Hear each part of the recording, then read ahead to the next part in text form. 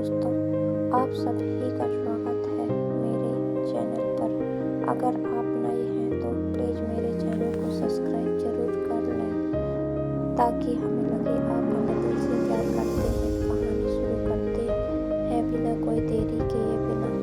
आप कहानी लास्ट तक ज़रूर सुनें, आपको बहुत आनंद आने वाला है। दोस्तों, मेरा नाम रज्जू है। मैं एक खूबसूरत औरत हूँ। मेरी शादी को 8 साल हो चुके थे। मैं बिजनौर की रहने वाली हूँ। मेरा एक बेटा भी है और मेरे पति मुझ पर रत्ती भर भरोसा भी नहीं करते हैं। मेरी पड़ोसी है जो मुझे बहुत पसंद करती है, पर मेरे पति को यह सब बिल्कुल भी अच्छा नहीं लगता है।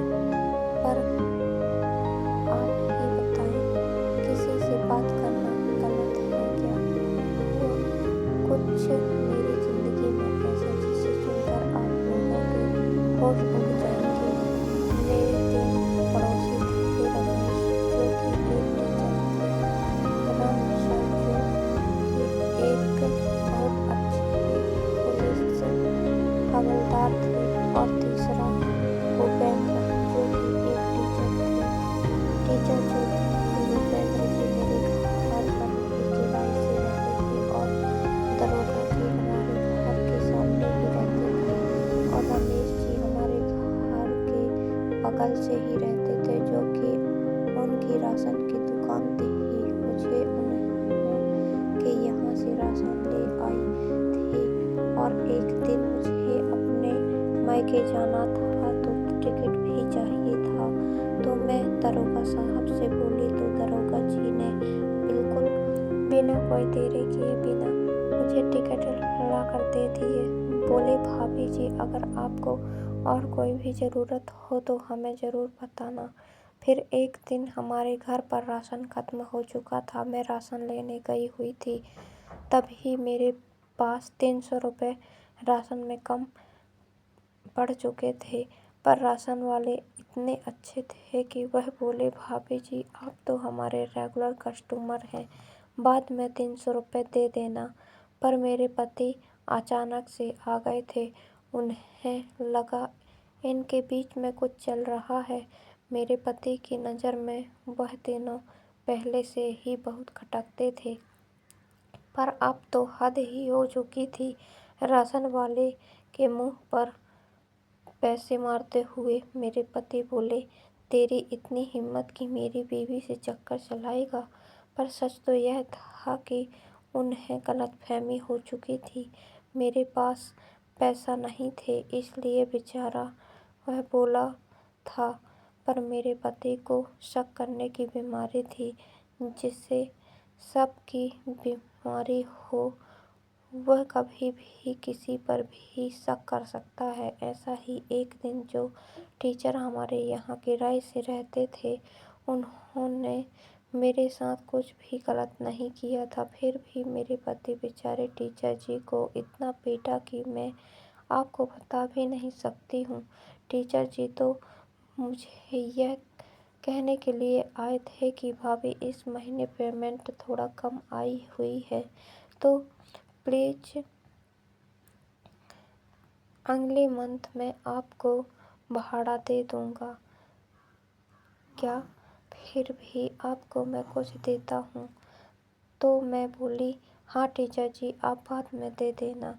मेरे पति इतनी शक की बीमारी से गिर चुके थे कि उन्होंने हर कोई मेरा आशिक ही नज़र आता था। फिर एक दिन ऐसा ही दरोगा साहब जो कि मेरे पड़ोसी थे, हमारे घर बैठने के लिए आए हुए थे। बात बात में मैं बोल दी कि मुझे गांव जाना है, पर मेरे पति मुझे टिकट ला कर दे नहीं रहे हैं। तो क्या आप मुझे टिकट ला कर दे सकते हो? उन्होंने कहा, इसमें कोई बोलने की बात है भाभी जी? क्या आप एक इशारा कीजिए, हम अभी आपके लिए टिकट ला कर दे देते हैं। मैं बोली, ठीक है। फिर उन्होंने मुझे दूसरे दिन ही टिकट ला कर दिए और मेरे पति को नहीं पता कि क्या उनकी इतनी बेइज्जती कर दी है कि बेइज्जती बेचारे मुँह छुपा कर भाग गए। पर तो मुझे अपनी बहन के जैसे मानते थे, पर मेरे पति बोले रक्षक ही भक्षक बन जाए तो देश का कैसे उद्धार होगा। बच्चे को भी इतनी गंदी आदत लगा चुके थे कि मैं आप लोगों को बता नहीं सकती थी। एक दिन मंदिर जा रही थी तो वहाँ भी मेरा बच्चा, जो कि मुझ पर नज़र गड़ाए हुए था, जो कि मेरा बच्चा 15 साल का हो चुका है। मैं यह सोचकर अंदर अंदर ही घुटती जा रही थी। मुझे लग रहा था कि कैसा बाप है जो कि अपने बच्चे को भी अपने जैसा ही शक करने जैसा बना रहा है। पर मैं क्या कर सकती थी। मेरा पति, मेरे रिश्तेदार, मेरा घर परिवार सब कुछ छुड़ा दिया था। मुझे 8 साल हो चुके थे, अभी तक मायके नहीं गई थी। 7 सालों में तो सरकार भी मरा घोषित कर देती है, तो मैं क्या कर सकती थी। फिर एक दिन मुझे वह आदमी मिला जिससे मेरी पहली शादी तय हुई थी और हमारी एंगेजमेंट भी हो चुकी थी। उन्होंने मेरी चिंता साफ साफ चेहरे पर झलकती हुई देख लिए थे। मुझे बोला, क्या तुम मेरे से शादी करोगी। पर मन में मुझे तारीफ लगा था कि कहानी इन्होंने भी मेरे पहले पति के जैसे किया तो मैं क्या करूँगी। पर मैं फिर भी शादी के लिए मान गई थी और अपने घर से भागकर दूसरे शहर एक नई जिंदगी शुरू की।